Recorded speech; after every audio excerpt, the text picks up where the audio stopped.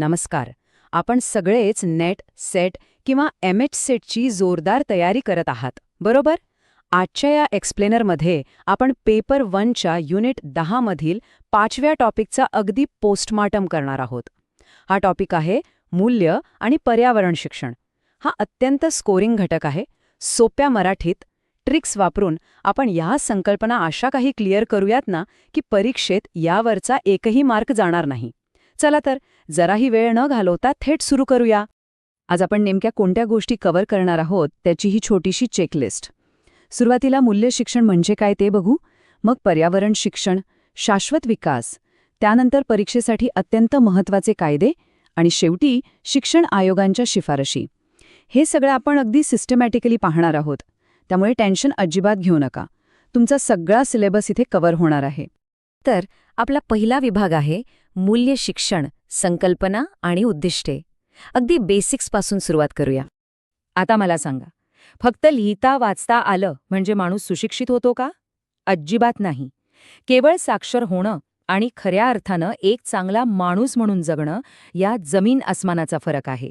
मूल्य शिक्षण ही अशीच एक प्रोसेस आहे जी एका सामान्य जैविक बालकाला म्हणजेच बायोलॉजिकल इन्फंटला चारित्र्यवान आणि नैतिकतेने युक्त अशा जबाबदार नागरिकात ट्रान्सफॉर्म करते. आपले जे नवीन राष्ट्रीय शैक्षणिक धोरण आहे ना, म्हणजेच NEP, त्याचा कोर उद्देशही हाच आहे की विद्यार्थ्यांचा सर्वांगीण विकास झाला पाहिजे. नुसती साक्षरता नको, तर जीवन जगण्याची समज यायला हवी, बरोबर ना? मग या मूल्य शिक्षणाची मुख्य उद्दिष्टे नक्की काय आहेत? बघा, विद्यार्थ्यांचा सर्वांगीण विकास, त्यांना शाश्वत जीवनशैलीला म्हणजे सस्टेनेबल लाईफस्टाईल अंगीकारायला शिकवणे, देशाचा इतिहास आणि संविधानाविषयी राष्ट्रीय जागरूकता निर्माण करणे, शिवाय लोकशाही मूल्यांचा आदर आणि सर्व धर्मांबद्दल सहिष्णुता बाळगणे. ही सगळी उद्दिष्टे एकत्र आली की 21व्या शतकातील आव्हानांना धैर्याने सामोरे जाणारा एक परफेक्ट प्रोडक्टिव्ह नागरिक घडतो. इथे मूल्य प्रवाहामधलं एक स्टेटमेंट मी आवर्जून सांगेल. ते असं म्हणतात की शैक्षणिक संस्थांनी स्वतःचं मूल्य आणि नैतिकतेचे मूर्तिमंत रूप असणं आवश्यक आहे. म्हणजे बघा, शाळा कॉलेजेस या फक्त सिमेंटच्या इमारती नाहीत, तर त्या जीवनानुभवाच्या सर्वात मोठ्या लॅबॉरेटरीज आहेत. त्यामुळे जर विद्यार्थ्यांमध्ये मूल्य रुजवायची असतील तर आधी संस्थांनी स्वतः एक आदर्श बनून राहणं गरजेचं आहे. परीक्षेतल्या असर्शन रिझन प्रश्नांसाठी हे स्टेटमेंट एकदम डोक्यात फिट बसून ठेवा. चला आता वळूया आपल्या दुसऱ्या महत्त्वाच्या विभागाकडे, पर्यावरण शिक्षण. खऱ्या अर्थाने अर्थ सिटिझनशिप कशी डेव्हलप होते ते आपण यात पाहणार आहोत. बघा, पर्यावरण शिक्षण किंवा EE ही फक्त पुस्तकातून वाचून सोडून देण्याची गोष्ट नाहीये.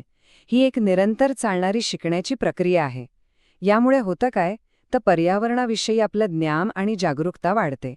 ऐतिहासिक बॅकग्राऊंड बघायचं झालं तर 1976चा बेलग्रेड जाहीरनामा आणि 1978ची तिबिलिसी डिक्लेरेशन, इथून या संकल्पनेला खऱ्या अर्थाने जागतिक स्तरावर एक मोठी गती मिळाली.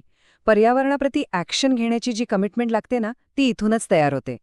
आता इथे नीट लक्ष द्या. परीक्षेसाठी एक मस्त शॉर्टकट ट्रिक सांगतो. पर्यावरण शिक्षणाची उद्दिष्टे लक्षात ठेवायचेत. फक्त काप हा शब्द लक्षात ठेवा. हो, काप.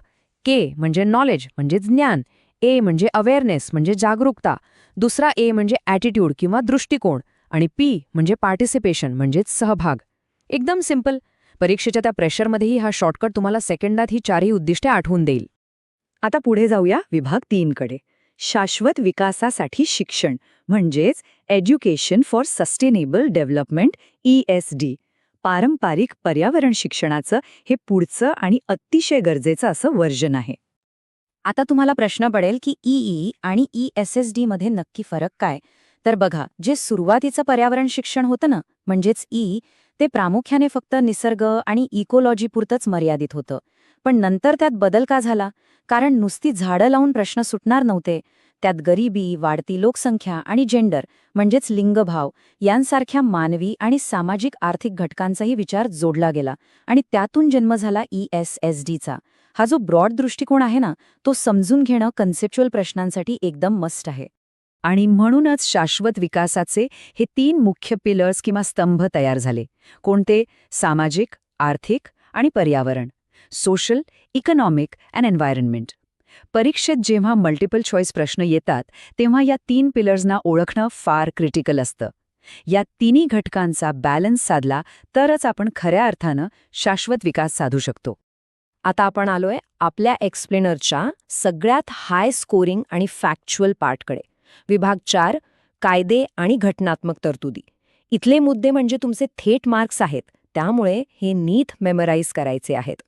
साल 1991 हे वर्ष अक्षरशः डोक्यात फिक्स करून टाका. का? कारण याच वर्षी भारताच्या सर्वोच्च न्यायालयाने देशातल्या सर्व स्तरांवरील शिक्षणामध्ये पर्यावरण शिक्षण अनिवार्य म्हणजेच कंपल्सरी करण्याचा ऐतिहासिक निर्णय दिला होता. जोड्या लावा किंवा थेट वर्ष विचारणाऱ्या प्रश्नांमध्ये हे वर्ष हमखास विचारलं जातं. यानंतर संविधानातली आणखी एक अतिशय महत्वाची तरतूद आर्टिकल 48A म्हणजेच कलम 48A. हे कलम काय सांगतं?